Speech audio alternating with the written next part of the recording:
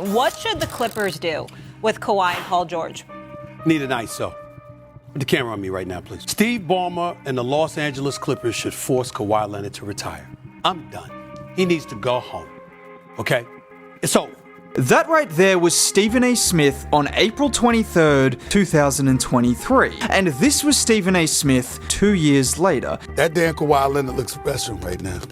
He's looking special right now. I'm never going to go for anybody accusing me of disrespecting his name because the brother can ball. 2 years after being told to retire, 2 years after being called the worst superstar in the NBA, Kawhi Leonard is back playing like a superstar. Actually, let me rephrase that. Kawhi Leonard is still playing like an NBA superstar because despite the constant narratives about his health, about his contract, and about the Los Angeles Clippers, one thing that a lot of people, including Stephen A. Smith, have disregarded when talking about Kawhi Leonard is he has remained elite throughout the entirety of his career with the Clippers. Sure, he's had some injuries, and I'm not going to dispute that, but time and time again, people count out Kawhi. And I'll say this every single year, he is still one of the best and most frightening players you could face, and he only becomes more frightening when the playoffs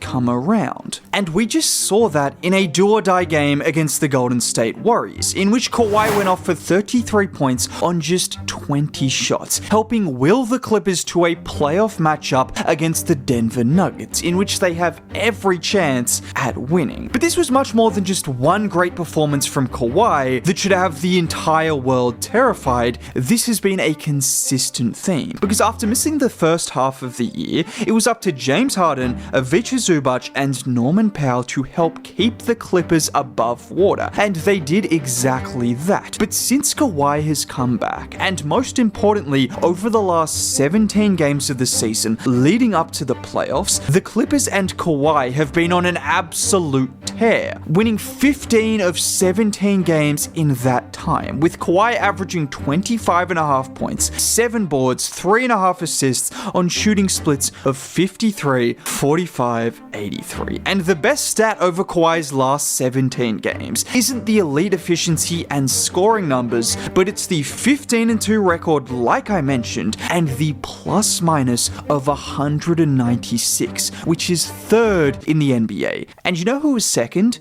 James Harden. And at number 1, it's Ivica Zubac. This is a Clippers team peaking at just the right time. We saw the Clippers reach a level like this last season as well, but unfortunately, that was at an earlier date, and Kawhi suffered a very unfortunately timed injury. But this year around, the timing, the energy, the focus, something feels different. And the game against the Warriors was a perfect example of that. A must-win game against another team who had been elite over the last 30 games of the year since acquiring Jimmy Butler. The Clippers had a huge task against Golden State at home, but their big three delivered, and their superstar delivered as he always does in the biggest moments. Look at Kawhi's first bucket of the game. Chris Dunn sets a down screen to get him free, Jimmy gambles, and look at Kawhi spin off him and then casually float it in over Draymond. Or this time he gets the switch onto Buddy Hield. He backs him down and watch him turn inside, taking the contact from Steph before hooking it in. And on a side note,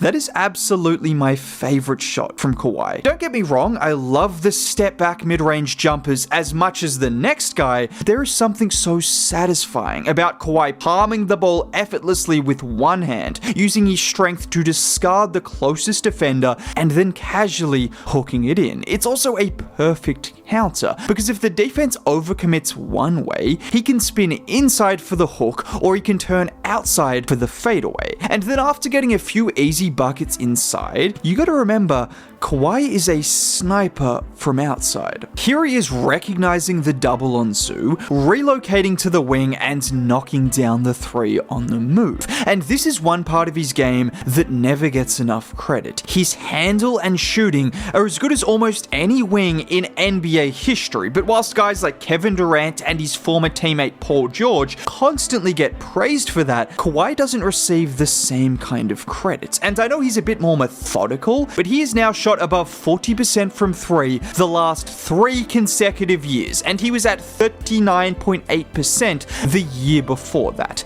This is a knockdown 3-point shooter, and he needs to be respected as that. You should be just as worried with Kawhi taking a shot from outside the arc as you are when he takes one from 15 feet away. Now, in saying that, let's not forget he's 6'7", 240 pounds. So when he wants to get downhill, when he wants to get to his spot, he can do it. Just like here. In the upper right-hand corner is Leonard, soars to the rim and throws it down. And then you mix this shooting, this downhill ability, with a surgical ability to get to his spots in the mid-range. Jimmy Butler, Draymond Green, 2 of the best defenders of this generation, 2 guys who should have the best chance of any duo at stopping Kawhi. Well, unfortunately, there is no stopping Kawhi Leonard. Watch him here where Dre goes to help on the initial drive. Kawhi maintains control of the ball. He spins off of Jimmy, and then with Draymond helping over, he effortlessly knocks it in for the mid-range. So if he's doing that against Draymond Green and Jimmy Butler, what do you think is going to happen when Buddy Hield tries to guard him?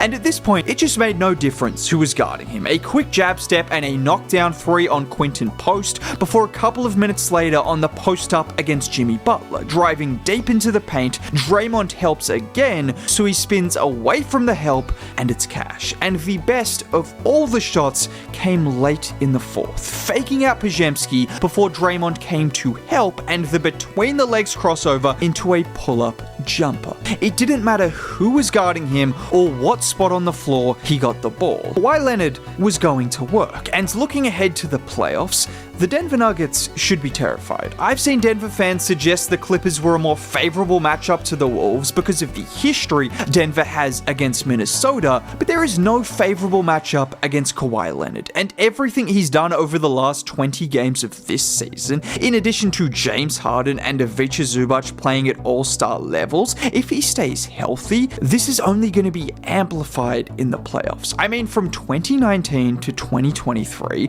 not including last year in which he was not able to physically play, he averaged 30 points, nearly 9 boards, and 4.5 assists on typically great efficiency. And the reason Kawhi is so great in the playoffs is because of what I just showed you. That was only a glimpse, but the physicality to bully smaller defenders. I mean, he was bullying Jimmy Butler, who is not exactly a small defender, but that physicality paired with one of the best handles we have ever seen at that position, allowing him to cross over and get past bigger defenders, and then of course, just deadly accuracy from every spot on the floor. It's these factors that stack up so well in the playoffs, and you add in the fact he is very turnover resistant, and whilst he might not be the elite defender he once was, you're not going to target him on defense, and he will give you some elite defensive possessions when you need it most. I'm just thankful Kawhi Leonard did not retire, and I hope we get to see an incredible series between 2 of the greats